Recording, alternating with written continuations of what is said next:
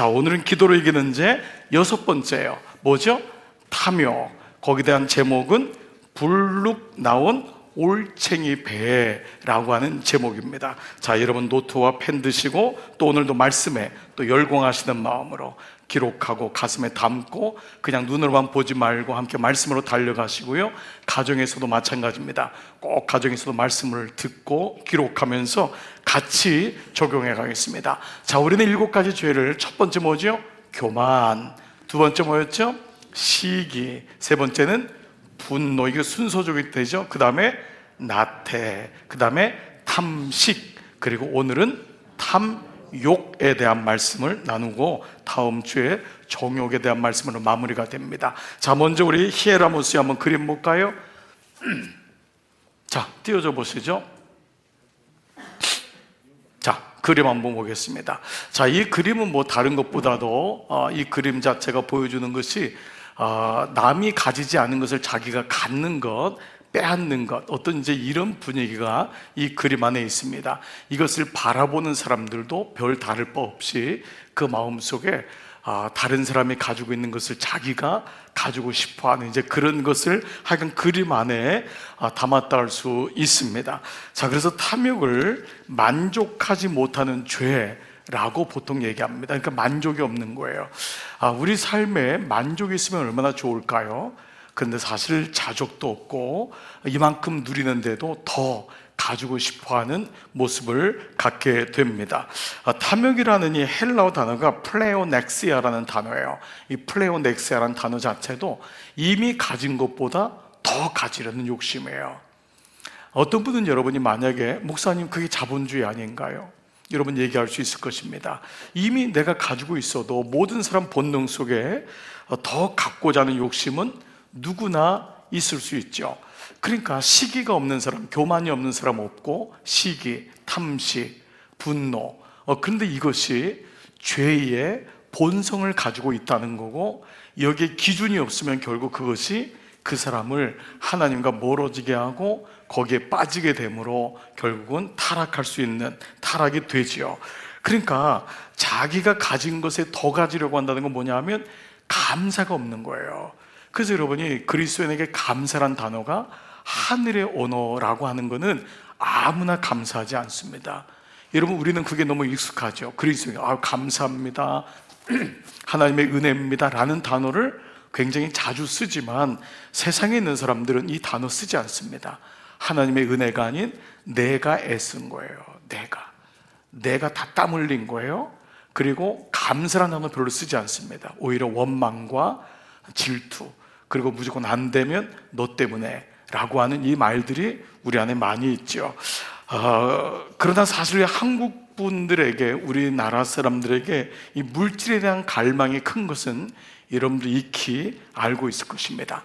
너무 찢어지게 가난해서 그런지, 너무 강대국 사이에 늘 끼어서 평생을 수천 년을 살아서 그런지 우리는 이 부에 대한 욕심이, 갈망이 조금 더 다른 나라보다 큰 것은 분명합니다.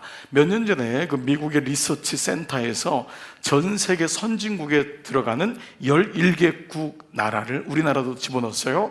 대상으로 질문조사를 했는데 당신의 삶에서 가장 가치 있다고 생각하는 것은 무엇인가? 단어를 뽑게 했어요. 여러분에게 한번 물어볼게요. 자, 여러분 인생에서 여러분을 끌고 가는 가장 소중한 단어가 뭐예요? 어떤 분은 믿음이란 단어를 얘기하는 분도 있어요. 하나님, 그렇죠, 신앙. 어떤 사람은 가족, 어떤 사람은 우애, 어떤 사람은 사랑. 여러 단어가 나올 수 있을 거예요. 근데 한국인만 유일하게 물질적 행복이라 했어요. 한국인만, 우리나라만 우리 인생의 가치가 뭐냐 했더니 물질적 행복을 인생의 가장 중요한 가치로 삼았습니다. 이것은 놀랍게도 또 모든 연령층에 다 해당됐어요. 50대도 60대도 20대도 심지어 모든 사람들의 연령층에서 물질적인 행복이 내 인생의 가장 중요한 가치이다라는 것입니다.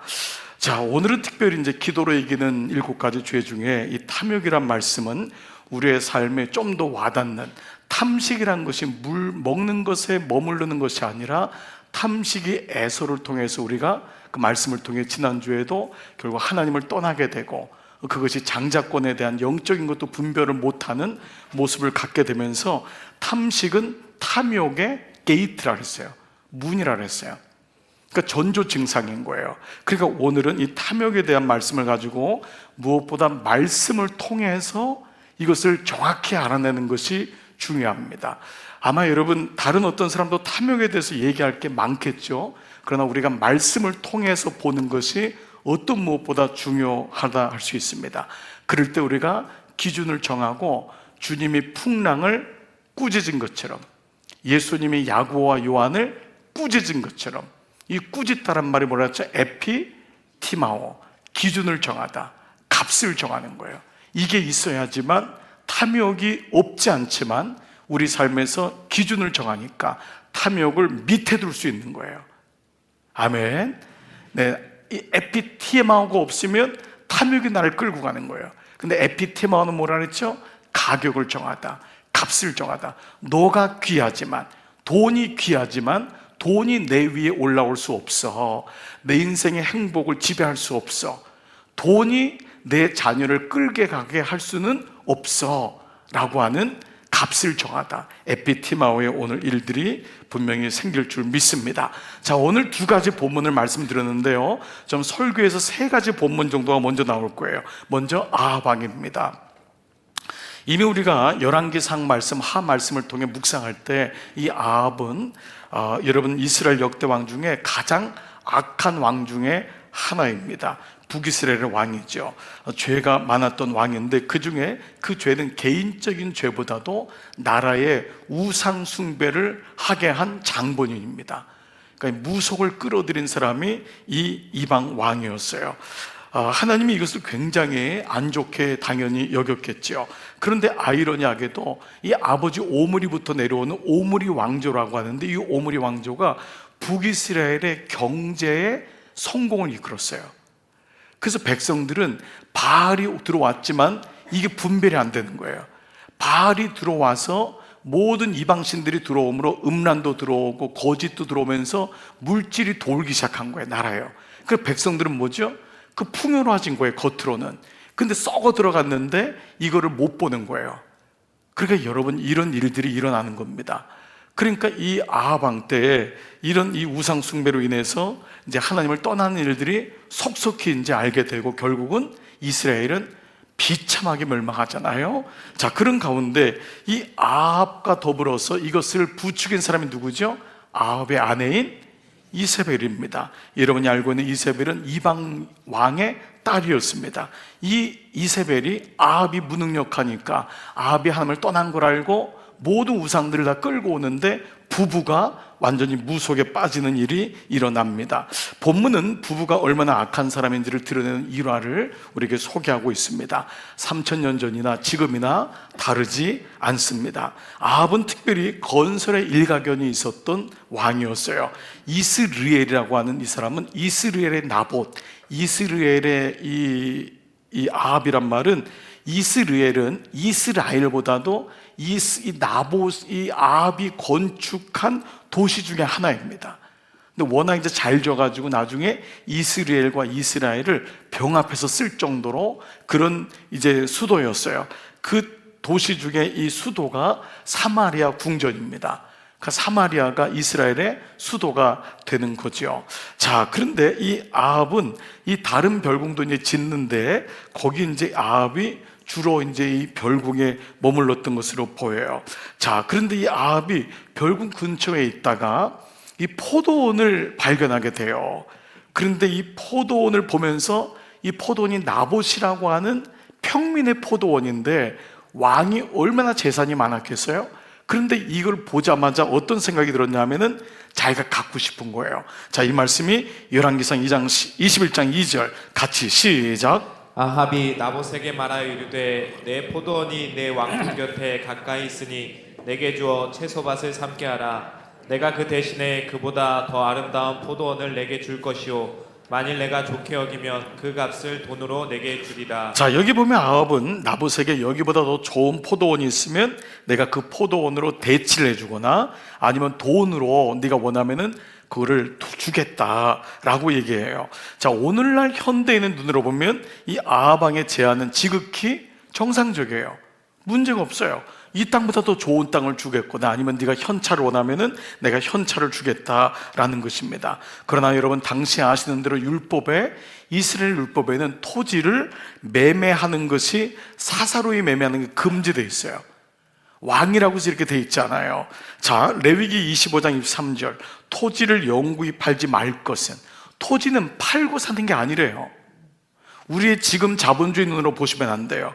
자, 토지는 다 누구 거라고요? 내 것이다, 하나님의 것이다. 너희는 거류민이요 동거하는 자로, 거류 나그네예요. 나그네한테 잠시 있는 자로, 동거하는 자로 나와 함께 있느니라. 그러므로 여기에 목 매이지 말라는 거예요. 여기에 평생 목 매어서 살면 안 된다. 나 잊어버린다. 자식 다 놓친다. 이 말씀이 이 안에는 숨어져 있는 거죠. 그러니까 주님이 당신의 지혜로 이 부분에 대해서 걸어놓은 거예요. 이스라엘 백성이 가나안 땅 들어가면 땅 때문에 다 미칠 거다. 이걸 이미 알고 있었던 거예요. 자, 하나님은 각 지파에게 땅을 분배해 주었지만은 그 땅은 함부로 처분할 수가 없었어요. 그리고 꼭 제사장이 들어가서 그 땅에 대한 가족들한테 이런 걸 다 보고 이거를 행하게 했어요. 사사로이 못하게 했던 거예요. 또 혹여 땅을 어쩔 수 없이 파는 경우에도 영구적으로 팔 수 있거나 사는 것이 아니었어요. 이때 생긴 게 뭐죠? 희년제도예요. 희년제도. 즉, 내가 땅을 살 수 있어요. 어느 순간에는 팔 수밖에 없을 때도 있죠. 여러분, 룻과 나오미가 그렇게 아버지들 남편 다 죽은 다음에 땅을 빼앗길 수밖에 없는 거잖아요. 자, 그런 가운데 50년마다 돌아오는 희년제도를 통하여 땅의 원주인에게로 땅이 돌아가도록 제도를 만드는 거예요.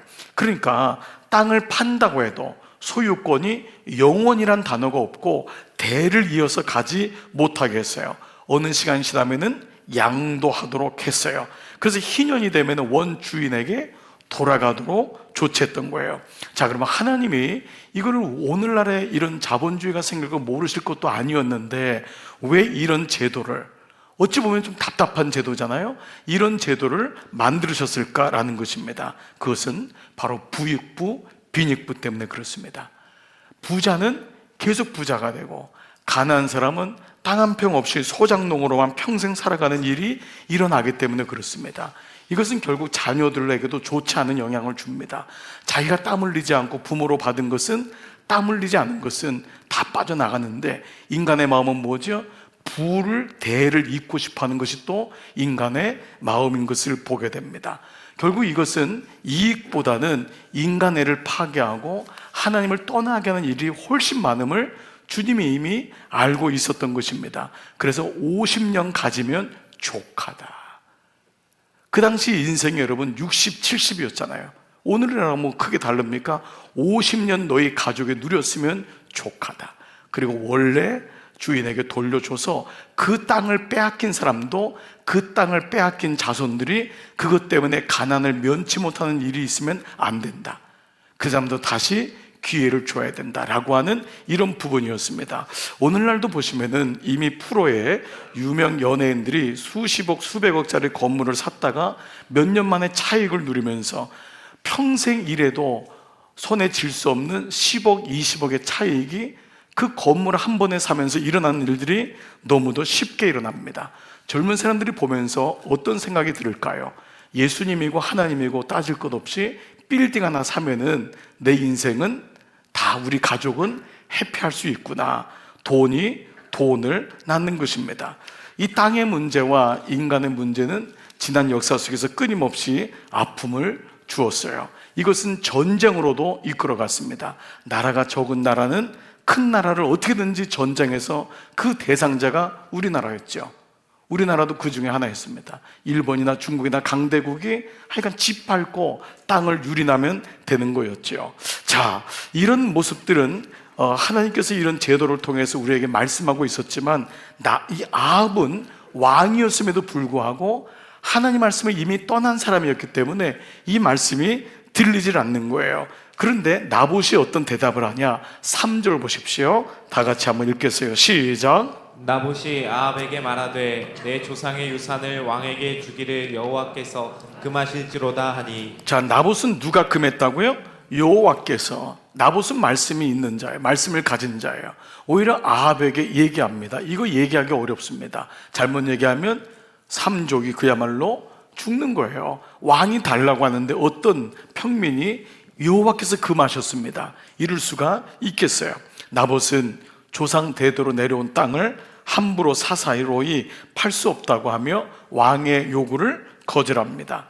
나봇은 왕이 아무리 왕이라 할지라도 땅을 함부로 거래하지 말라는 하나님의 명령을 어길 수가 없는 거예요. 이게 더 우선이었던 거예요.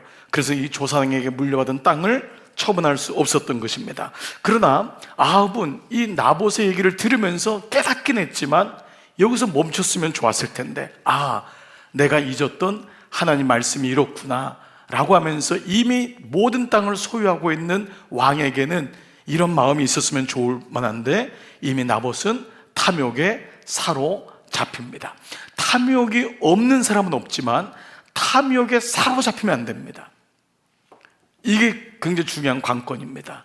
그러니까 탐욕과 말씀 사이에서 역시 나는 어느 쪽에 있느냐라는 것은 늘 우리가 돌아봐야 됩니다. 여러분, 믿음 생활은 99대 1로 승리하는 게 아닙니다. 어찌 보면 우리는 51대 49를 계속 유지하는 게 영성일 수 있어요. 여러분이 세상에 나가면 물질 탐욕 없어요? 땅도 사야 되고 팔아야 되고 빌딩 있는 게 무슨 문제예요? 여러분, 땅을 가진 게 무슨 문제예요? 절대 그건 문제 자체가 되지 않습니다. 그런데 문제는 뭐냐 하면 51대 49로 내가 그것을 유지하며 하나님 쪽을 향해서 계속 갈 수 있고, 후대하신 주신 것을 통하여 주님의 나라를 이루는 사람이 있는가 하면 탐욕에 붙잡혀서 그저 자식에게 물려주거나 내 인생의 영광 위에 산다면은 이것을 가리켜 탐욕에 캡처됐다, 사로잡혔다라는 것입니다. 자, 이 나봇의 말에 아합은 포기하잖아요. 4절입니다. 자, 이스라엘 사람 나봇이 아합에게 대답해 이르기를 내 조상의 유산을 왕께 줄 수 없다 하므로, 그 다음에 동그라미 한번 보겠습니다. 아합이 근심하고 답답하여, 이 구조가 에서의 구조하고 똑같아요. 답답하고 어떻게 했죠? 근심하고 답답하여 왕궁으로 동그라미 돌아와 침상에 누워 얼굴을 돌리고 식사를 아니하고. 뭐죠? 계속 동사예요. 계속 행동 동사 계속 나오는 거예요. 그러니까 탐식이나 탐욕에 붙잡히면 뭐죠? 중간에 하나님 말씀을 생각함에가 없는 거예요. 만약에 이때 아합이 근심하고 답답하여 생각함에, 이 단어 하나가 있었으면 아합은 비참하게 이렇게 끝나지 않았을 거예요. 그가 근심하여 답답하여, 우리 모두가 그럴 수 있어요. 뭔가 잃어버린 것 같아요. 그러나 그 동사에 다시 봐보세요. 근심하여 답답하여. 자, 그 다음 동사가 뭐죠? 다시 앞에 한번 보세요. 근심하여 답답하여 다음에 뭐죠? 생각함에가 있어야 된단 말이에요. 생각함에. 그 다음에 뭐죠? 또 돌아와, 왕궁으로 돌아와 침상에 누워 어떡하죠? 생각함에가 있어야 되는데, 또 뭐죠? 얼굴을 돌리고 식사를 아니하고. 마치 7살짜리 아이의 모습을 보는 것 같습니다. 장난감을 빼앗긴 그 아이의 모습이 한 나라의 왕에게 그대로 있는 거예요. 자, 그는 종일토록 포도원을 갖고 싶다는 생각, 탐욕에 사로잡힙니다. 욕망에 사로잡혀요. 그래서 먼저 탐욕의 특징에 대해서 말씀을 드린다면 대단히 영적인 부분인데, 탐욕은 다 같이 한번 읽어볼까요? 자리 싸움이다. 이 부분의 화두를 여러분들이 좀 가졌으면 좋겠어요. 탐욕이 왜 자리 싸움이냐? 탐욕은 필히 하나님 자리에 들어가요. 그래서 자리 싸움이에요. 탐욕은 자리 싸움이다. 탐욕을 노리는 자리가, 탐욕이 노리는 자리는 그냥 우리에게 있는 재산, 이게 아니에요. 하나님 자리예요. 그 자리에 들어옴으로 모든 관계를 깨뜨려요. 그래서 극단적인 예화가 되지 않았으면 좋겠지만, 우리 주변에 탐욕이 가정에 들어왔을 때 부부 사이가 어떻게 깨지고, 부모가 기껏 모아놓은 재산이 자녀들을 어떻게 깨고 분열시키는지를 우리는 가까이서 멀리서 보게 되고 듣게 됩니다. 그래서 여러분, 잠언서에도 차라리 물질이 없는 사람이, 고기를 안 먹고 화목한 집안이 훨씬 행복하다는 거예요. 고기를 먹으면서 늘 불화 속에 있는 가정보다 고기가 없어도 행복한 가정이 있다, 그것을 우리에게 말씀하고 있죠. 그래서 이 탐욕은, 자리 싸움은 하나님의 자리를 차고 들어오기 때문에 하나님의 자리에 들어오는 걸 가리켜 우상이라고 하잖아요. 그래서 골로새서 3장 5절에 그러므로 땅에 짓는 지체를 죽이라, 곧 음란, 부정, 사욕, 악한 정욕, 그리고 탐심인데 유일하게 탐심을 우상 숭배라고 정의한 것입니다. 여기 다른 게 우상 숭배라고 안 했어요. 음란을 우상 숭배라고 안 했고, 부정, 사욕, 정욕, 이것 우상 숭배라고 안 하고 탐욕이 우상 숭배다. 그러니까 탐욕이 결국은 금송아지를 만들고, 그래서 모든 근동 지역에 이스라엘이 부닥쳐야 했던 민족들의 신들이 탐욕의 신이었어요. 바알, 아세라, 모든 금송아지가 뭐죠? 비를 달라고 그러고 자녀를 달라고 하는 모든 인간의 욕망을 부추기는 그러한 우상이었던 걸 보면서 탐심이 바로 우상 숭배라고 하는 정의를 보여주고 있습니다. 자, 그런데 이런 아합의 탐욕에 기름 부은 사람이 누구냐면 바로 아내 이세벨입니다. 참 너무 아합은 불행한 사람입니다. 아내만 제대로 만났으면. 아합인 그럴지라도 아내가 아합의 약한 부분을 채워주고, 여보 이러면 안 돼요, 우리 이미 넉넉하잖아요 라고 했으면 좋은데, 이 이세벨은 아합의 탐욕에 기름을 붓습니다.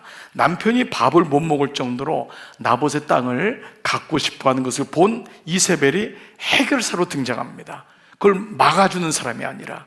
참 안타깝죠. 7절 같이 한번 읽을까요? 시작. 그의 아내 이세벨이 그에게 이르되 왕이 지금 이스라엘 나라를 다스리시나이까 일어나 식사를 하시고 마음을 즐겁게 하소서. 그 다음에 나오는 게 뭐죠? 내가 그 다음 한번 보세요. 이스라엘 사람 나봇의 포도원을 왕께 드리리다.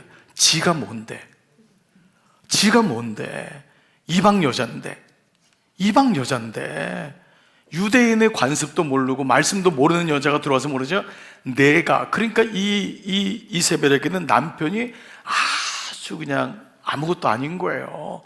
너무 결단도 없고, 왕인데 마음 먹을 대로 마음대로 할 수 있는 존재인데 그깟 평민의 땅 하나 가지고 쩔쩔쩔쩔 매는. 그러니까 이때까지만 해도 아합은 마음이 약한 사람인 거예요.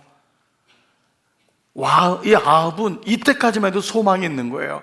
그 나봇이 그 얘기를 하니까 마음에 걸려가지고 꼼짝 못하고 집에 가서 그냥 애처럼 찡찡대고 울지만 이때만 소망이 있는 거예요. 그런데 이것을 이세벨이 자기가 이거를 한심하게 생각하는 거예요. 그럼 내가 처리해 드리겠습니다. 그리고 앞장섭니다. 그리고 여러분 아시는 대로 오늘 본문의 이 배경인데 눈 하나 깜짝하지 않고 나봇에게 누명을 씌워서 죽입니다. 그래서 그때는 증인 둘을 무조건 세우면은 그것이 이제 통과되니까 왕과 하나님을 저주했다고 하는 누명을 씌우고 불량자, 거짓 증인 2명으로 증언하게 합니다. 근데 여러분 나중에 어떻게 됩니까? 이 나봇의 피를 핥은 개가 아합과 이세벨의 피를 핥게 하는, 하나님이 그 일을 그대로 목도하게 하고 그 일을 당하게 하는 그것을 보게 됩니다. 그러나 이 두 사람은 이걸 깨닫지 못합니다. 이 일이 얼마나 자기에게 옳은 일을, 아픔을 줄지를 알지 못합니다. 자, 그런데 아합은 이세벨이 이렇게 흉계를 꾸미는 동안 이 사실을 정말 인지하지 못했을까요? 아닙니다. 아합은 이미 탐욕에 잡혀 있었기 때문에 이 나봇이 억울하게 누명을 받아가지고 죽임당하는 걸 알면서도 그것을 일부러 막지 않아요. 동조자가 되는 거예요. 그래서 이게 같이 가는 거예요. 자, 16절 보세요. 아합은 나봇이 죽었담을 들었으면은 물어봐야 돼요.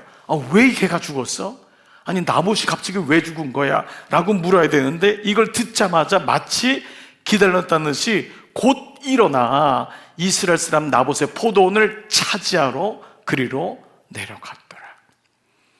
그러니까 아합은 자기의 손에만 피를 안 묻힌 거였어요. 그리고 어찌 보면 아내에게 넘기면서 당신이 해라 라고 했을지를 모릅니다. 이러한 두 부부의 모습은 이스라엘의 멸망을 초래하게 됩니다. 열왕기서는 아합의 왕에 대한 기록이 상당히 많습니다. 굉장히 그 포션이 커요. 왜 그랬을까요? 한 왕, 좋지도 않은 왕, 그것도 이세벨에 대한 왕, 이다지도 자세하게 기록하고 있을까요? 바로 이스라엘의 멸망이 바로 탐욕이었기 때문입니다. 이스라엘의 멸망이 탐욕이었음을 성경은 우리에게 보여주면서 우리에게 다시금 반면교사로 말씀하고 있는 것입니다. 자, 첫 번째, 그래서 탐욕은 자리 싸움이다. 필히 탐욕을 조절하지 않으면은 탐욕은 하나님의 자리까지 넘본다. 모든 관계를 깨뜨린다라는 거 우리 가슴에 새겨야 됩니다. 그러면 두 번째, 탐욕이 가지고 있는 특징이 뭐냐 하면 탐욕은 보는 데서 시작한다라고 하는 거예요.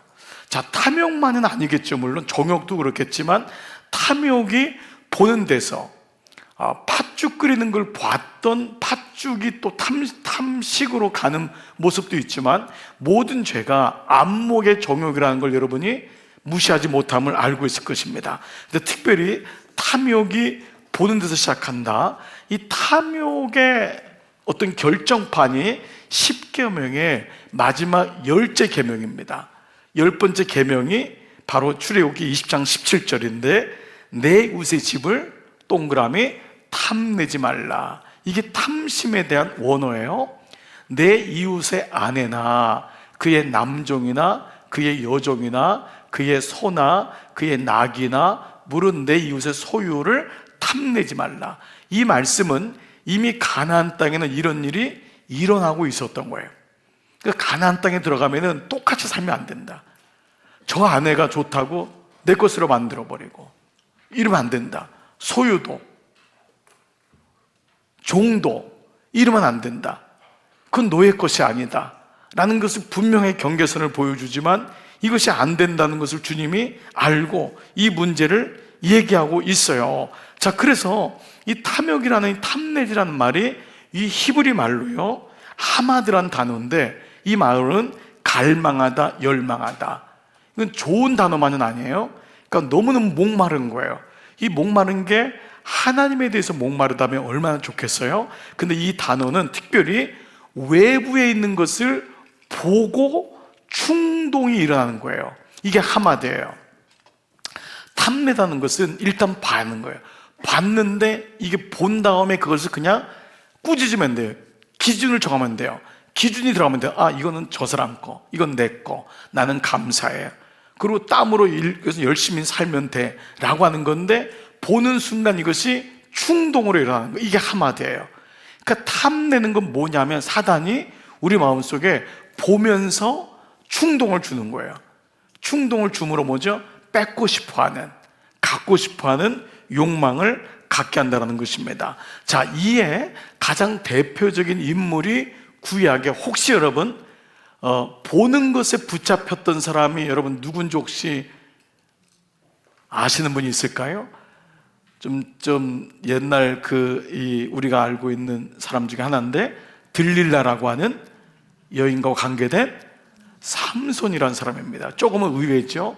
근데 여러분 이 삼손이 써진 사사기에는 유독 삼손의 스토리에는 보다라는 단어가 굉장히 많이 나옵니다.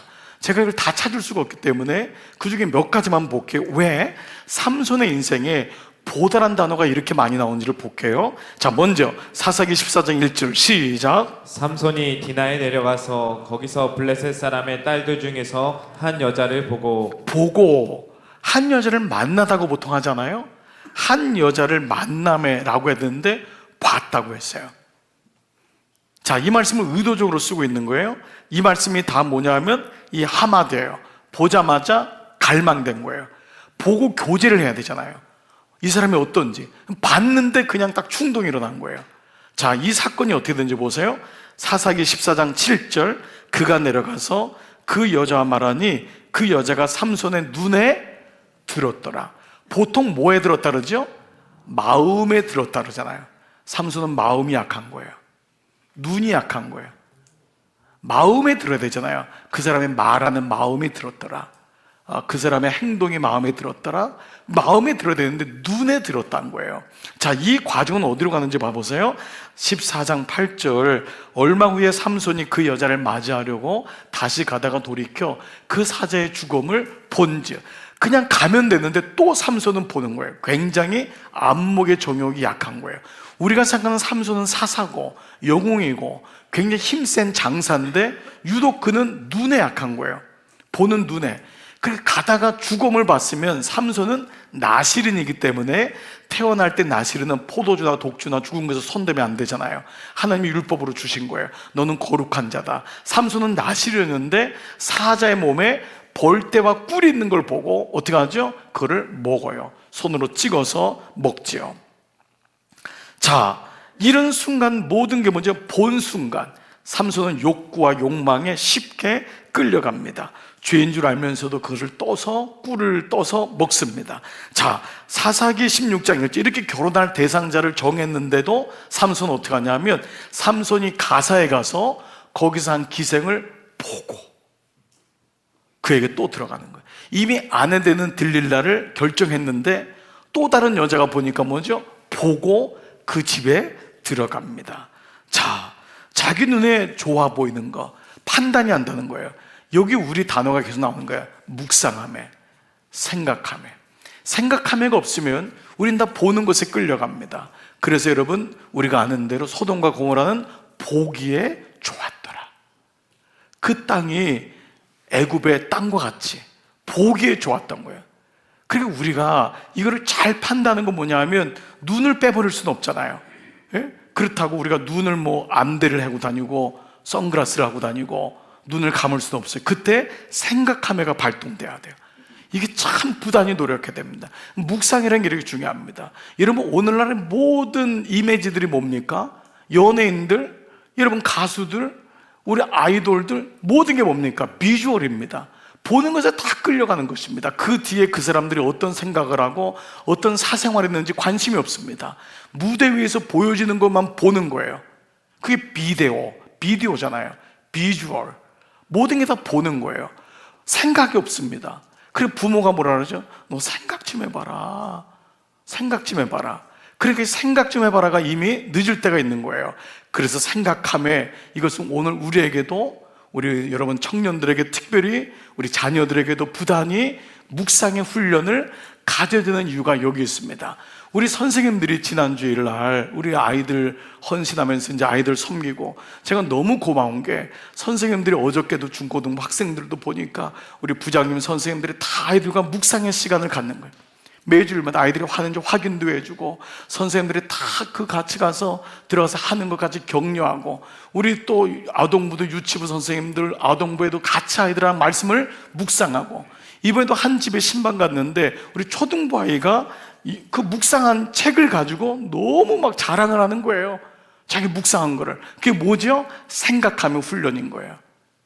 그 아이들이 핸드폰만 보는 애들이 얼마나 많이 있습니까? 부모도 방치하잖아요. 그냥 부모 귀찮으면 아이한테 핸드폰 던져줘요.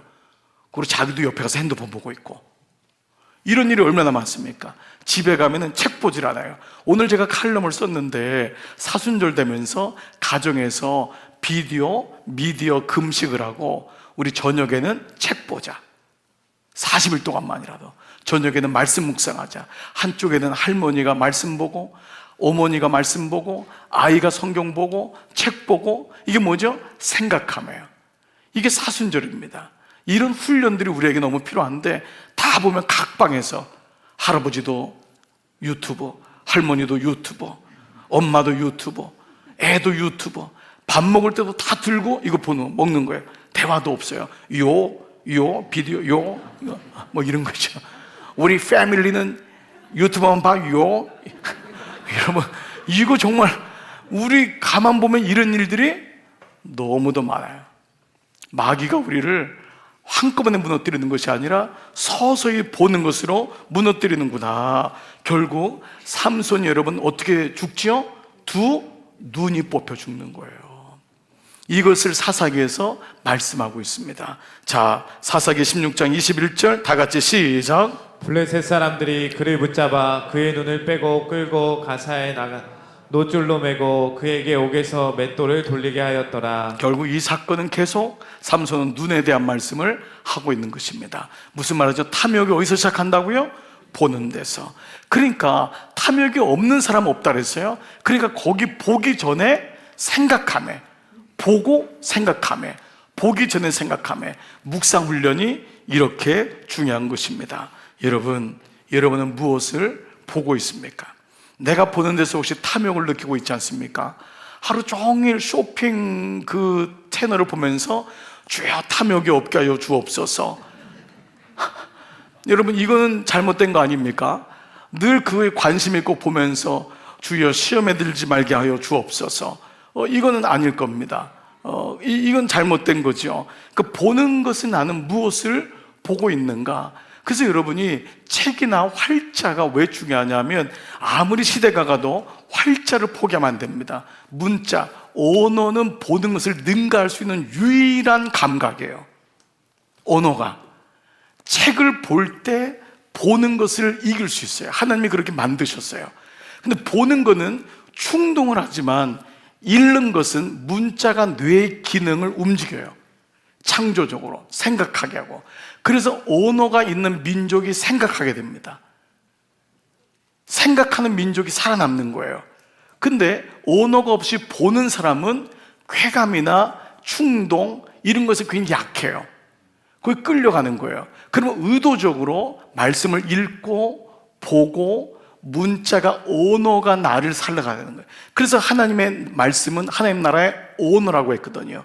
언어를 눈으로 보고 언어를 글로 쓰는 거, 이것이 우리의 삶에 너무도 중요한 거예요. 그래서 여러분, 우리나라도 지금 포기하지 않는 것 중에 교육 중에 아이들에게 뭐죠? 쓰는 거 뭐죠? 그거 시험에? 네?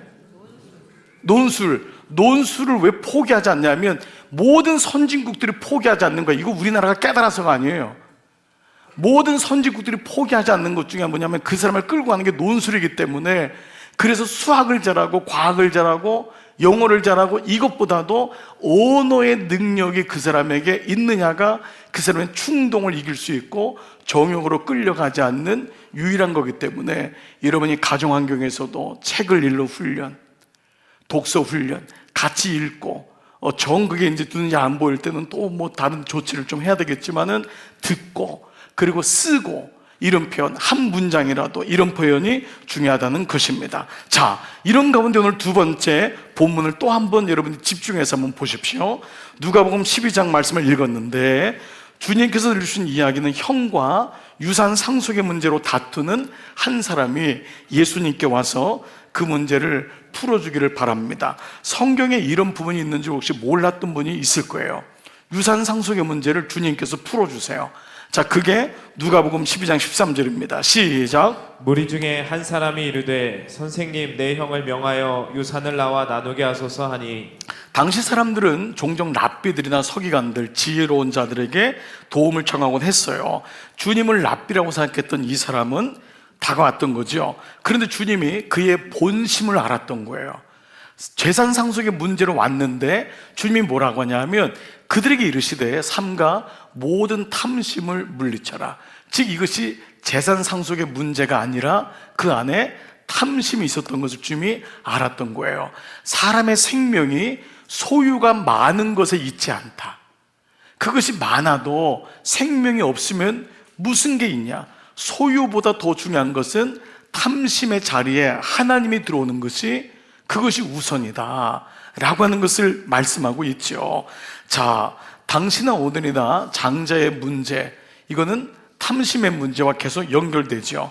지난 주일날 우리가 그 한 사람이 나를 따르라 했을 때 죽은 자들로 죽은 자를 장세하게 하라. 그것이 관용어적으로 죽은 자라는 게 재산 상속이 받을 게 없거나 적거나 없는 사람들을 소위 낮추어서 얘기하는 비속어적인 관용어였던 거예요. 그러니까 주님은 이미 그들이 알았어요. 너희들이 말하는 죽은 자는 상속 그렇게 받고 싶어 하지 않냐? 근데 받을 수 없거나 받을 양이 적은 자를 죽은 자로 했으니까 그들에게 너가 장자니까 그들에게 맡기고 너는 거기 매이지 말고, 너는 어차피 장자인데 시간이 지나도 받을 건데 그걸 또 받으러 거기 가겠다고 하냐? 이놈아, 이 얘기 아닙니까?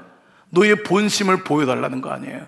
넌 정말 내가 중요하냐? 라고 말씀했던 것처럼 이 의미입니다. 자, 근데 주님이 이 얘기를 듣고 비유로 말씀하세요. 한 부자 이야기를 듭니다. 그는 밭에 소출이 풍성했습니다. 열심히 살았다는 거예요. 이것 자체가 문제가 될까요? 아니에요. 그는 성실한 농부였어요. 남은 여생을 충분히 먹고 살 만큼, 또 자손들에게도 물려줄 만큼 재물이 모였다고 판단했습니다. 근데 여기서 문제가 생겨요. 어느 날 곡간을 보니까 더 좁은 거예요. 그래서 곡간을 헐고 더 크게 지어서 모든 물건을 쌓아두겠다고 생각합니다. 요즘 말로 말하면 안정성이 확보된 수익성 있는 건물들을 매입해서 장래를 더 보장받겠다고 하는 계획을 세웁니다. 그리고 스스로에게 뭐라고 얘기하느냐? 19절 다 같이 시작. 또 내가 내 영혼에게 이르되 영혼아 여러 해 쓸 물건을 많이 쌓아두었으니 평안히 쉬고 먹고 마시고 즐거워하자 하리라 하되. 자, 여기까지 들으면 이 사람은 부러워할 만한 인생입니다. 세상은 이런 사람을 부러워합니다. 그는 열심히 살았고 자기가 평생 먹을 것을 마련해 두었고 자녀에게 줄 것도 충분한 것 같아요. 더 이상 일을 하지 않아도 돼요. 은퇴 계획을 다 마련한 것입니다. 그런데 이것을 사람의 눈으로 얘기하지 않고 하나님이 여기 개입하세요. 하나님은 뭐라고 하냐면 갑자기 뜬금없이 어리석은 자요 라고 얘기합니다. 어리석은 자요. 그러면서 뭐라고 얘기하시냐? 오늘 밤 너 영혼을 도로 찾을 것이니 그러면 너가 그렇게 쌓아두고 준비한 것이 누구 것이 되겠느냐라고 말씀하십니다. 근데 이 말씀을 앞뒤로 가만 보면 이 사람은 어떤 사람이냐면 열심히는 일했지만 하나님이 없었고 나눔이 없었어요. 이거를 전제로 해서 알 수가 있습니다. 하나님의 어리석은 자라는 건 물건을 쌓아뒀기 때문에 곡간을 지었기 때문에 어리석을까요? 아니에요. 이 사람의 인생의 현재 완료형으로 왔을 때 하나님 없이 열심을 했던 거예요.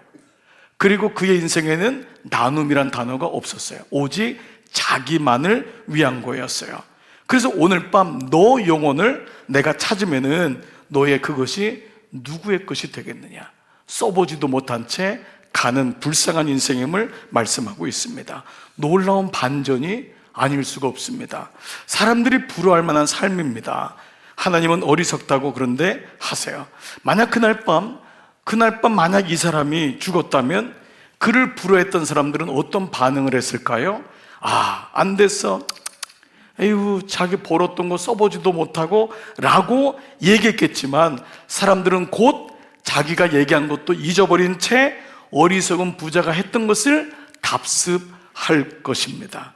그래서 예수님이 이에 대한 비유를 말씀하시면서 이렇게 정의를 내리십니다. 이 사람은 어떤 사람이냐면 자기를 위하여 재물을 쌓아둔 사람이다. 주님이 줬는데 자기만을 위하여 재물이 쌓아진 것이 문제가 아닙니다. 절대 이것은 여러분 문제 삼을 것이 없습니다. 재물이 없는 사람이 이 사람을 비할 것도 아닙니다. 재물이 있고 없고는 하나님의 후대하심입니다. 있다가도 없고 없다가도 있는 것입니다. 그런데 문제는 뭐냐면 자기를 위하여 재물을 쌓아둔 사람은 결국 하나님께 대하여 부유하지 못하다라는 정의를 내려요. 여기서 아주 중요한 영적 화두를 발견하게 됩니다. 바로 자기에 대하여 부유한 자와 하나님께 대하여 부유한 자입니다. 자, 두 가지를 했어요. 나에 대해서 늘 부유한 자가 있어요. 그러나 하나님께 부유한 자는 없다라는 것을 말씀하고 있어요. 이것을 관주 성경에 보면 이렇게 나와요. 세상의 지혜와 하나님의 지혜 충돌한다는 것입니다. 이 땅에 사는 사람들은 세상의 지혜 쪽에 기울어져 있어요. 그게 너무 아름답게 보이고 멋있게 보여요. 부러워 보여요. 정말 부러운 일들이 한두 가지가 아닙니다. 요즘 매스컴은 아예 그거를 드러냅니다. 아예 연예인들의 삶, 옛날에는 그런 쉬쉬했는데 수십억짜리 집에 데리고 들어가서 막 수천만 원짜리 가구가 있는 걸 보여줍니다. 보여주면 마치 내가 열심히 일했으니까 이런 인생을 살고 있지만 오늘 성경은 거기에 대해서 자기에 대하여 부유한 자와 하나님에 대하여 부유한 자가 어떻게 나눠지는지를 보게 됩니다. 성경은 자기의 부유한 자를 어리석은 자라고 분명히 정의하고 있습니다. 이것이 꾸짖는 것입니다. 이 기준이 없으면 우리는 말씀을 가지고 설교는 듣다가 6일 동안은 부러워하고 아무 기준이 없으니까 따라가게 되고 우리의 배우자와 자녀를 놓쳐버립니다. 하나님께 대하여 부여한 자를 가리켜 하나님의 지혜라고 말합니다. 그는, 이 부자는 탐욕에 끌려 살았고 누구보다도 열심히 살았지만은 결국 하나님을 잊어버린 채 자기 혼자만 있다가 떠난 것입니다. 하나님은 왜 나에게 이러한 물질을 주셨는지를 생각조차 하지 않았습니다. 하나님에 대한 생각이 없었습니다. 그만큼 탐심을 우리가 잘 다스리지 않으면 자기만을 바라보게 됩니다. 탐심은 자기만을 바라보게 돼요.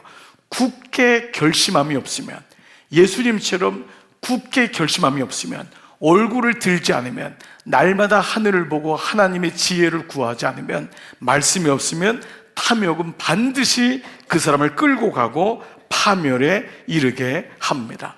성경은 이 탐욕 때문에 얼마나 많은 사람이 믿음의 길을 떠나 파멸에 이르는지를 보여주는 교과서입니다. 그러면 이것을 우리가 경계로 삼아야 되는 이유가 여기에 있습니다. 그렇다면 우리가 탐욕이 부추기는 것들로 이렇게 세상이 충만한데 어떻게 믿음을 지킬 수 있을까요? 어떻게 기도로 탐욕을 이겨낼 수 있을까요? 탐욕을 대적하는 방법은 세상을 떠나고 문을 닫는 것이 아닙니다. 금욕주의도 아닙니다. 이제는 안 사고 안 팔고 나는 그렇게 살 거야. 이것은 올바른 방법이 아닙니다. 탐욕은 욕망을 억누름으로 일어나는 것이 아닙니다. 이 땅에 있는 동안 탐욕이 없는 사람은 없다고 했어요. 문제는 우리가 그것이 주는 가치보다도, 그것이 주는 행복보다도 그것을 능가하는 바로 진짜 행복, 진짜 가치를 주신 하나님을 부단히 바라보는 것입니다. 이것이 탐욕을 우리가 다스리는 유일한 길입니다. 탐욕의 가치가 있음을 인정하고 탐욕에도 행복이 있음을 인정하고, 그러나 그것은 진짜가 아니다. 우리에게 삶의 평안도 줄 수 있고 안전도 줄 수 있고 덜 고생할 수 있지만 그것에 매이지 않는 영원한 진짜 행복을 주시는 그리스도를 바라보는 것. 그래서 굳게 결심함이 얼굴을 들다, 그 단어가 바라본다는 것입니다. 내가 무엇을 바라보느냐라는 것입니다. 저는 이것이 예배라고 생각합니다. 저는 여러분도 아마 그런 고백을 많이 할 겁니다. 우리가 예배가 없었다면, 지금 말씀과 기도가 없었다면 우리는 다 탐욕의 본능적인 존재가 되었을 것입니다. 그것을 잃어버렸을 때 오는 그 아픔은 어떻게 감당할 수가 있습니까? 모든 물질이 있는 것만이 아닙니다. 물질은 하루아침에 사라지기도 합니다. 그런 것을 어떻게 우리가 감당할 수 있습니까? 매 시간 주는 그 은혜가 없으면은 우리는 거기서 벗어날 수가 없습니다. 제가 좋아하는 단어 중에 하루만큼의 은혜, 일주일만큼의 은혜라는 단어를 좋아합니다. 대단한 게 아니더라고요. 목사가 믿음이 있어가지고 내일도 안전하고 모레도 안전한 게 아니라, 주님 오늘 하루만큼의 은혜를 제게 주십시오. 이것이 바로 만나입니다. 매일마다 주시는 하나님 말씀, 만나를 먹어야지만 그날의 유혹을 이길 수 있는 힘이 생기는 것입니다. 한 주간 동안 생길 수 있는 것입니다. 근데 그 만나가 안식일에는 내리지 않았습니다. 그 말은 뭐죠? 진짜 만나를 만나라는 거예요.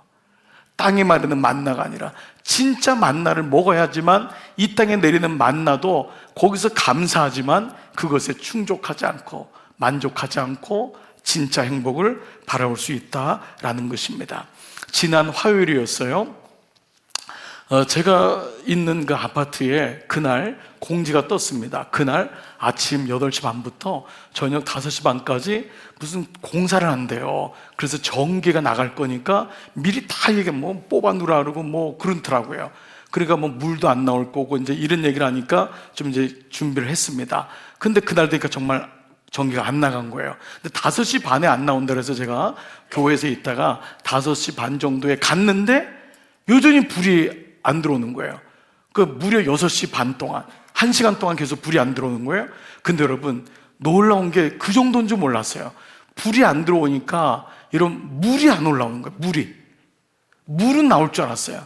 화장실도 안 돼요. 여러분 모르셨죠? 제가 다 가르쳐 드릴게요. 전기가 안 되니까요, 콘센트도 안 돼요. 핸드폰이 지금 떨어지는데 전기가 안 들어오니까 아무것도 안, 지하 주차장에 차가 못 들어가니까 바깥에 다 쓰는 거예요. 그런데 여러분 그 짧은 시간인데요, 엘리베이터가 안 되잖아요. 그런데 엘리베이터가 된 다음에 6배 내려가는데, 그렇게 나름대로 고상하게 여겼던 그 위에 사람이 있었거든요. 아저씨 하나를 제가 항상 이렇게 이런 분이 있는데 욕을 하는 거예요. 욕을 1시간 안 왔다고. 여러분, 이게 사람이에요. 야, 이러면 이제 약탈이 일어나겠구나. 진짜 괜히 이게 아니구나. 1시간 전기가 났는데, 근데 제가 그때 깨달은 게 뭐냐면 적용이 됐어요. 모든 게 그렇게 편안하고 전기가 들어오므로 TV 모든 거 다 되잖아요. 물도, 화장실도 모든 게 되는데 전기가 안 들어오니까 아무것도 안 되는 거예요. 야, 예수님이 없으면, 하나님이 없으면 모든 게 되는 것 같은데 아무것도 안 되는구나. 근데 감동이 없을 줄 알아. 난 그때 되게 감동받았는데, 진짜 이게 너무 적용이 돼가지고 모든 게 다 있어도 전기가 없으니까 아무것도 없는 거예요. 그런데 모든 게 안 되는데 전기가 들어오니까 이것이 워킹되고 되는 거하고 똑같구나라는 거예요. 여러분, 오늘 내 안에는 누구를 바라보는 마음이 있습니까? 이것이 결국 우리로 하여금 끝까지 탐욕에 붙잡히지 않는 여러분의 은혜를 주실 줄 믿습니다. 탐욕은 우리에게 보챔을 일어나게 하고 비교의식을 갖게 합니다. 필히 갖게 됩니다. 결국은 잘못 생각하고 잘못 선택하고 잘못된 방법으로 들어오게 되기 때문에 끝은 파멸이 됩니다. 하지만 역으로 말하면 그리스도 안에 주시는 날마다의 만나, 하루만큼의 은혜, 한 주만큼의 은혜를 사모하면 탐욕이 우리에게 오더라도 탐욕에 붙잡히지 않는 것입니다. 마지막으로 실제적인 실천 하나가 있다면, 오직 자기밖에 모르는 탐욕의 마음에서부터 이 부자는 자기를 위한 물질이었잖아요. 바로 이웃을 향한 마음이 되도록 이거를 부단히 연습해야 됩니다. 자기를 위해서 자기에게 부유한 자가 되면 안 됩니다. 진짜 부자는 이렇지 않습니다. 저는 미국에서 22년을 살면서 진짜 부자들을 많이 만났습니다. 정말 작은 부자들은 늘 자기 것만 살아요. 근데 진짜 부자인들, 유대인들을 보니까 깜짝 놀랐어요. 그 사람들은 늘 이웃을 향한 마음이 있어요. 그게 무서운 거예요. 얼마나 도네이션을 하는지 깜짝 놀라요. 우리나라 사람이 미국 가서 졸부된 사람이 많습니다. 백만장자들이 많습니다. 절대 나누지 않습니다. 그런데 유대인들은 얼마나 나누는지 몰라요. 그걸 자녀들도 그대로 배웁니다. 여러분, 이걸 가르쳐 우리에게는 뭐죠? 선교적인 삶이라고 하잖아요. 왜 궁극적으로 선교가 인생의 목적이고 교회의 목적입니까? 주신 은혜를 썩게 하면 안 되기 때문에. 머무는 게 아니에요. 그것을 흘러가게 하는 거예요. 이게 갈릴리입니다. 주님, 제 인생이 물질에 썩지 아니하고 제 인생이 흘러가는 통로가 되게 해주십시오. 여러분, 이것처럼 멋있는 기도가 어디 있습니까? 그냥 얼마 남긴 거 가지고 그냥 물려주게 급급해가지고 세금 안 내려고 그냥 몸부림을 치고, 이건 그리스도의 모습이 아닙니다. 물론 절세는 필요합니다. 탈세하시면 안 됩니다.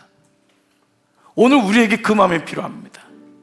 우리에게 법을 잘 이용하고 잘 알아서 절세할 수는 있지만, 그리스도인 탈세에 대해서 마음을 가지고 어떻게든지 남만을 위해서 사는 것에 온 마음이 다 쏟아 있고, 이웃을 향해서 하나님의 선하신 일을 향해서는 연습되지 않는다면 우리 삶은 물질에 붙잡히게 됩니다. 하나님이 우리를 후대하신 이유는 이웃을 향한 마음이 되도록 연습하는 겁니다. 선교는 하루아침에 되지 않습니다. 묵상이 연습되는 것처럼, 기도가 연습되는 것처럼 선교도, 흘려보내는 것도 연습돼야 됩니다. 성경에 이것을 부단히 가르칩니다. 디모데전서 6장 17절 18절, 내가 이 세대에서 부한 자들을 명하여 마음을 높이지 말고 정함이 없는 재물에 소망 두지 말고 오직 이거밖에 없다는 거예요. 우리에게 모든 것을 후히 주사 누리게 하시는 하나님께 두며, 너 마음을 하나님께 두며 그 다음이 뭐예요? 선을 행하고 선한 사업을 많이 하고 나누어 주기를 좋아하며 너그러운 자가 되게 하라. 그렇습니다. 하나님이 이 마음을 주시는 것입니다. 그래서 잠언서에는 그렇게 아끼고 아껴도 가난을 면치 못한 사람이 있는가 하면 나누어줘도 풍족하게 되는 영혼이 있다. 이걸 계속해서 우리에게 보여주십니다. 심지어요, 히브리서 13장 16절에는 예배가 뭔지를 우리에게 가르쳐 주는데 이렇게까지 말씀하세요. 오직 선을 행함과 서로 나누어 주기를 잊지 말라. 이게 뭐냐면 하나님은 이 같은 제사를, 이게 예배래요. 예배가 어디까지 가야 되냐 하면 나 은혜 받았어, 이게 아니라 서로 선을 행하고 나누어 주는 것, 이게 진짜 예배라는 거예요. 여기까지 우리를 인도하신 하나님. 근데 하나님이 우리를 뺏는 게 아니라는 거예요. 여러분, 이 말씀에서 마음을 열어야 돼요. 너그러운 자가 되라는 것은 마음을 열어야 돼요. 하나님의 원칙을 받아들이고, 아 그렇군요, 제가 그걸 몰랐어요 라고 하는 그 너그러운 자, 마음이 열린 자가 되는 거예요. 이 자를 향하여 우리는 청직이라고 합니다. 청직이. 그렇습니다. 하나님이 우리에게 모든 주신 것을 잘 사용하고 집행하도록 하는 사람, 이 사람이 바로 청직입니다. 우리는 이 땅에서 그렇게 사는 거예요. 그리고 마지막 날 갔을 때 주님 앞에서 결산하는 거예요. 5달란트, 2달란트, 1달란트. 1달란트를 심어둔 사람을 나태한 사람이라고 했던 거 여러분 기억하시죠? 아무것도 사용하지도 않고 이자조차도 남기지 않았습니다. 오늘 여러분들의 삶 속에 이런 은혜가 있기를 축복합니다. 우리 마지막 9절 한 절을 읽고 오늘 말씀, 탐욕에 대한 말씀을 정리합니다. 이것이 선한 삶을 살고 나누어 주는 것이 장래의 자기를 위하여 좋은 터를 쌓아 참된 생명을 취하는 것이다. 여러분, 이 말씀은 하나님 말씀인 거예요. 우리가 다른 말씀은 영적으로 받아들이는데 이런 말씀을 받는 사람 중에는 혹이나 뭐 마음의 문을 닫는 사람이 있을지 몰라요. 그러지 마십시오. 여러분, 이것이 나를 위하여 장래에 좋은 터를 쌓는 사람이래요. 너무 놀라운 거예요. 하나님이 이 사람을 복 주기로 결정하셨다는 거예요. 여러분, 이 은혜가 우리에게 있기를 축복합니다. 여러분, 지금 나라들을 보십시오. 그래도 미국이란 나라가 저렇게 아직 뭐 여러 가지로 문제가 있지만 하나님이 미국을 그래서 쓰시는 이유는 뭐냐면 주기 때문에 그래요. 조상들에게 주신 그 약속의 말씀, 성경의 가치가 있기 때문에 그래요. 나누어 주는 거예요. 그게 있기 때문에 아직 그 나라를 하나님이 살려두는 이유라고요. 그걸 못하면 미국도 사라지는 거예요. 그러니까 오늘 우리에게 주신 은혜도 마찬가지입니다. 여러분, 저는 여러분의 삶을 축복합니다. 여러분에게 후히 주님이 주시기를 축복합니다. 그리고 여러분이 축복의 통로가 되기를 축복합니다. 그래서 연습하는 거예요. 아들아, 딸아, 나누자, 섬기자. 이 은혜가 여러분 삶에서 탐욕을 이기고 오히려 주님께 더 가까이 가는 여러분 되기를 주의 이름으로 축복합니다. 아멘.